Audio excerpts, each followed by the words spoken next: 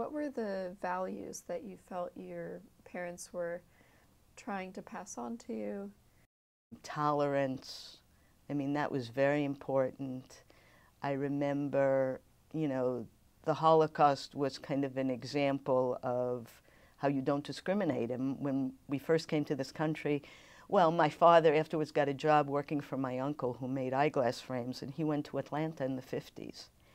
And he saw the colored and white bathrooms, and he actually became physically ill. They had to find him a doctor, and he couldn't believe it, that this was a country that this could happen in. So that was a very, very important value that came away from the Holocaust, that you know, you just, no matter who those people were, and that was a very important value of his. And respect for human beings.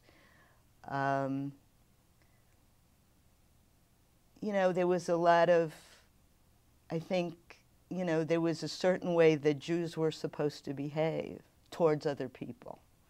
You know, that was important, the charity and the sort of kindness to others. And so I think that was a pretty significant thing.